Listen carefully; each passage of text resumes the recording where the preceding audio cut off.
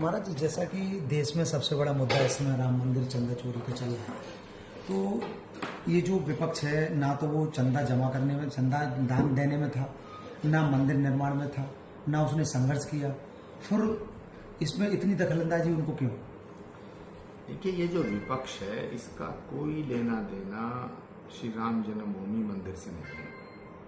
न श्रद्धा से इनका लेना देना है, न आस्था से, न सनातन से। ये सब बड़े भारी लंपट हैं। ये प्रधानमंत्री नरेंद्र मोदी को टारगेट करना चाहते हैं। भारत के यशस्वी प्रधानमंत्री की प्रतिष्ठा को खत्म करना चाहते हैं। ये रोटियां सेकना चाहते हैं।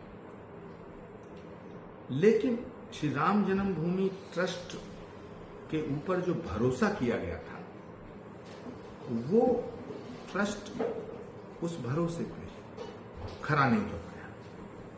जिस भरोसे के साथ श्री राम जन्मभूमि ट्रस्ट का गठन हुआ था, और उसमें बड़े महत्वपूर्ण लोग लिए गए थे, और उस ट्रस्ट में जितने भी पदाधिकारी हैं, उनकी निष्ठा पर, उनकी श्रद्धा पर, उनकी आस्था पर, उनके समर्पण पर कोई सवालिया निशान नहीं है। लेकिन इतना बड़ा कांड हो गया है और वो अपने पदों पर है, तो एक सवाल खड़ा हो रहा है।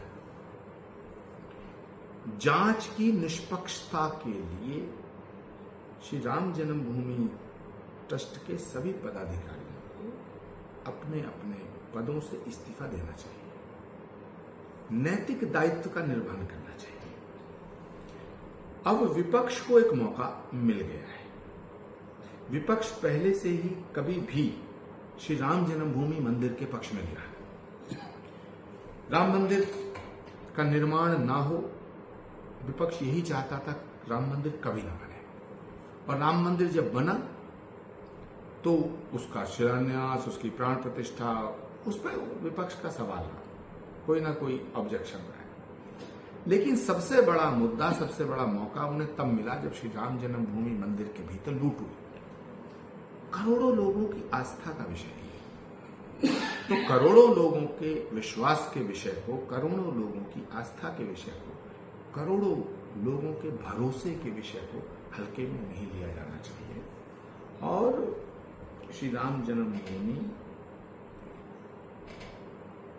के अंदर जो ये घोटाला हुआ है, इसकी जांच किसी सशक्त एजेंसी के द्वारा कराई जानी चाहिए। और भारत की सबसे बड़ी जांच एजेंसी सीबीआई है।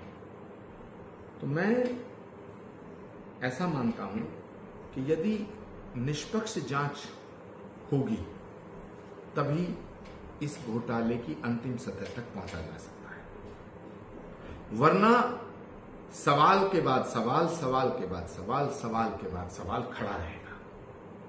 तो सनातन को बचाने के लिए, लोगों के भरोसे को बचाने के लिए, लोगों की आस्था, लोगों के विश्वास का सम्मान करने के लिए ये दो काम होने बड़े जरूरी हैं।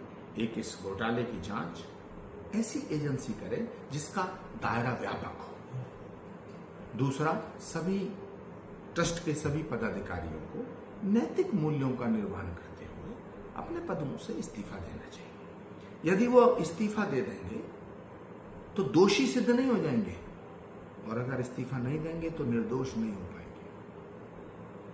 तो सवाल, सबसे बड़ा सवाल आज ये है कि सत्ता छोटी है, सनातन बड़ा है। सनातन जिंदा रहना चाहिए, धर्म नहीं मिटना चाहिए।